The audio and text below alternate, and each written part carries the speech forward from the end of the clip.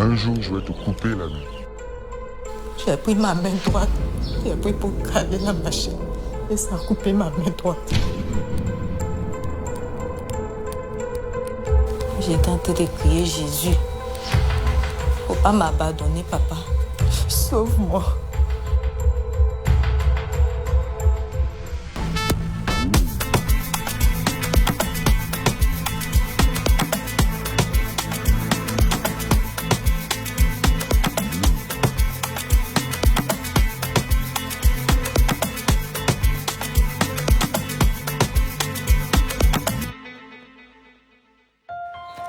Les populations d'Aféry ont connu une nuit horrible le vendredi 17 mars 2023. Accusant sa conjointe d'infidélité, Yves, un planteur âgé de 51 ans, lui a tranché les mains avec une machette. L'intervention des riverains a fait fuir le bourreau qui erre dans les rues avec une arme à feu dans l'intention d'abattre l'amant présumé de sa femme. Meurtri, amputé de ses 2 bras, traumatisée, Nadège, la compagne de Yves, n'en revient pas. Elle a du mal à s'en remettre. L'époux en colère rumine un coup tordu. Aféry risque de connaître un autre drame. La police parviendra-t-elle à mettre le grappin sur cet homme violent qui a décidé de se faire justice? La réponse dans ce numéro de Focus Faits divers. Des scènes, des propos ou des images peuvent heurter certains. Attention.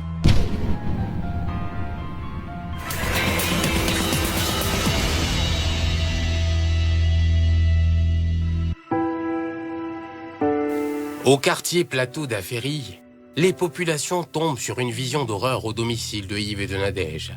Un véritable carnage. Après avoir reçu plus de 5 violents coups de machette, Nadège lutte contre la mort. Pour son bourreau, c'est le début de sa razzia. Arme au poing, il se tient derrière l'amant présumé de sa femme, qui participait à une veillée funèbre. J'étais assise avec mon beau-frère et puis sa femme. Et puis j'ai entendu un bruit beau. Non, je pensais que c'était pétard. Mais mon beau-frère dit, ils lui ont tiré dessus. Il rentrait dans la cour. Moi, je partais appeler à l'aide aux funérailles. Sa femme, elle était paniquée. Elle a pris la fuite. À mon retour, je suis venue trouver mon beau-frère. Il était atteint au dos et puis à l'aisselle. Il était rempli de sang, comme ça. Je l'ai conduit à l'hôpital d'Aféry et puis l'ambulance l'a emmené à l'hôpital d'Akoupé. C'est dimanche-là qu'il a été libéré. Il est sorti, grâce à Dieu. En tout cas, il va mieux. Mais il s'est retiré pour des questions de sécurité. L'aisance avec laquelle Yves opérait laisse la belle-sœur de la victime pantoise. Ma petite sœur a vu celui qui a tiré. Mais personne, je dis bien, personne n'a réagi. Ça, si c'était ailleurs, on allait mettre la main sur lui. Il a été aperçu à Seudji, le village voisin, c'est le village de sa maman. On est parti à la police. Arrivé là-bas, la police, on a porté plainte. Mais jusque-là, rien n'a été fait. Le monsieur, il est toujours dans la nature. Quand la nuit tombe comme ça, là, j'ai peur. En tout cas, j'ai peur. Il paraît que c'est son travail. Nos appels et messages laissés à l'amant présumé de Nadège sont restés sans suite. L'homme n'est pas du tout connu dans la ville. Difficile de savoir s'il était effectivement l'amant de Nadège, mais pour Yves, la mission semble accomplie.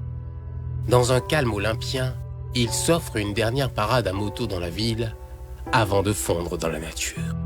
Ici que j'ai croisé Yves, quand il partait, je manipulais mon téléphone. Quand il venait, j'ai entendu un bruit, c'est le bruit d'une moto. Arrivé à mon niveau, lui m'a reconnu parce que j'avais la tête baissée. Lui m'a reconnu et il a crié mon nom, Séverin. Donc quand il a regardé, il m'a fait un geste comme ça, disant au revoir. J'ai vu, il avait son fusil. J'étais la dernière personne à le croiser. Voilà, là-bas jusqu'à un bateau. Les parents de Nadège sont à pied d'œuvre.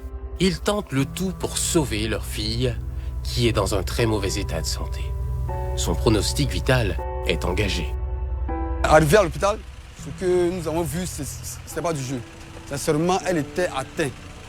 Elle est assez de coups de machette, il a découpé la dame. Les infirmiers qui étaient de garde m'ont fait comprendre qu'on devait l'évacuer sur Akupé. Akupé, on l'a envoyé aux urgences là. Il y avait un infirmier qui était là. Il nous a dit que ça doit être au CHR d'Azopé. Au niveau de la main gauche, c'est juste le pouce gauche qui était présent. Les 3/4 de la main étaient amputés. Au niveau du thorax, par contre, on avait une plaie latérale-thoracique gauche, transversale d'environ 10 cm, qui était sous-axillaire, profonde, et qui saignait un peu. Au niveau des membres inférieurs, c'était une plaie transversale, mais de 12 cm, qui était profonde et qui siégeait au tiers moyen de la cuisse droite, qui avait donc entraîné une fracture incomplète du tiers moyen du fémur, avec un saignement en nappe. Internée d'urgence au centre hospitalier régional d'Adzopé, Nadège est prise en charge au bloc opératoire. C'est une équipe pluridisciplinaire qui a intervenu, une équipe faite de médecins réanimateurs, de chirurgiens traumatologues, des chirurgiens digestifs et d'infirmiers anesthésistes. Outre la promptitude du personnel de santé, Nadège a bénéficié du soutien du directeur du CHR, Dr Nanan Kouadio, du préfet de région, Gueusreau Simplice, du maire, Béda Seller, et de la municipalité. À son réveil, elle se rend compte que la scène qu'elle a vécue était malheureusement réelle. Ce n'était pas un rêve pénible, mais une réalité sordide, cauchemardesque. Elle se croyait dans l'antichambre de l'enfer. J'avais mal partout. Je criais, je pleurais. Je me rappelais de la scène qui était passée. Je criais seulement, je disais qu'est-ce que j'ai fait à lui. Pourquoi Dieu m'a abandonné comme ça? Un mois plus tard, la brave et indépendante cultivatrice a du mal à vivre avec ce nouveau statut d'handicapé dépendant entièrement des autres. Franchement dit, ça me fait mal. Je n'ai pas de deux mains. Comment faire pour nourrir ma famille? C'est tout ce que j'ai besoin. Pouvoir avoir des trucs, pouvoir soulever quelque chose, pouvoir vendre, pouvoir nourrir mon petit-fils et ma fille. Tout ça.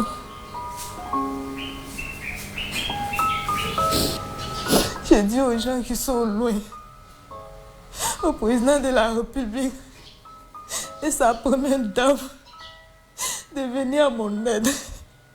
Je n'ai pas de deux mains pour manger, ni pour me laver, pour travailler, pour nourrir ma famille. Comment je vais faire?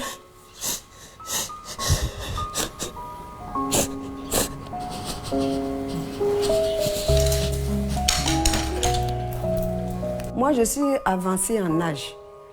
Je ne peux plus travailler comme avant.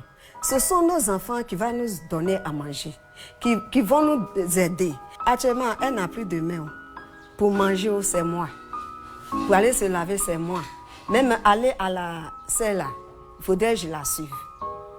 Ma maman qui s'occupait de mon enfant, il a 2 ans. C'est elle qui fait tout à mon enfant. Donc aujourd'hui, il n'a pas main. Donc il pardonne tout le monde. Pour pitié, il n'a qu'à donner main à maman. La peur au ventre. La famille de Nadège craint pour sa sécurité. Car le bourreau de leur fille est dans la nature. Elle prend très au sérieux les menaces d'Yves à l'égard de la fille de Nadège, Olivia, et de sa tante. Actuellement, je suis menacée. Tous mes parents sont menacés. Même ma fille, elle est menacée, la seule fille que j'ai faite. Il dit comme je ne suis pas morte, c'est ma fille qui va s'occuper de moi. Que lui, il va chercher à tuer ma fille. J'ai peur et puis partout quand on m'a dit envoyer manger. Donc je suis là comme ça. Je n'ai personne. Quand il voulait sortir, il dit c'est pas fini, il me reste 2 ennemis. Un jour tu passais, tu causais avec un jeune. Je vais le terminer. Et puis ta maman aussi, je vais la terminer. Ça je dis mais je lui ai fait quoi? C'est ça, quand on est au CHU là-bas, les gens disaient que vers les heures tardives, ils venaient à la maison. On ne sait pas ce qu'ils venaient chercher. Jusqu'à ce jour, aucun membre de la famille du conjoint Yves ne s'est présenté chez celle de sa conjointe, blessée pour lui témoigner la compassion de peur d'éventuelles représailles. Depuis sa cachette, Yves donne de la voix à travers son courrier adressé au président des Jeunes d'Aféry. Il fait amende honorable auprès des autorités locales, mais ne regrette rien de sa barbarie. Je te demande pardon, mon président. Contacte les autorités du village pour cette affaire. Toutes les dépenses effectuées du côté de ma femme blessée lui reviennent. J'entends dire que j'ai trop exagéré, mais vous ne savez pas quelle souffrance j'ai endurée. J'aime toujours ma femme. Seule la mort peut nous séparer. Par-dessus les propos du bourreau présumé, retranché dans sa tanière, le père de Nadège reste focalisé sur la nouvelle vie de sa fille. C'est que nous, actuellement, on attend de voir comment la prise en charge, ça va se passer. Actuellement, là même, je suis encore aussi à Cher aussi, je suis en train de voir la rééducation, comment il faut faire la rééducation, comment il faut faire la consultation psychologique, hein, et puis comment il faut lui trouver des prothèses pour paraître un peu, au moins, dans la population.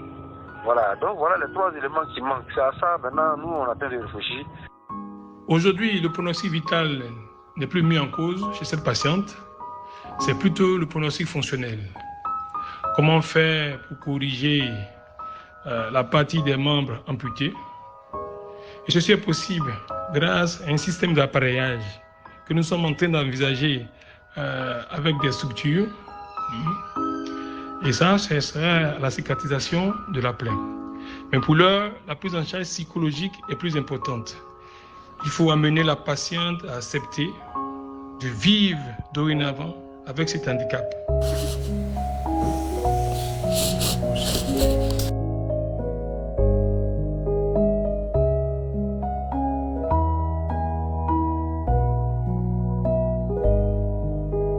Plus d'un mois après ces agressions sauvages, Yves, le concubin jaloux et possessif, n'a toujours pas été interpellé par les forces de l'ordre. Il est dans la nature. Plusieurs sources confirment pourtant qu'il rôde dans la ville et s'est retranché dans son campement.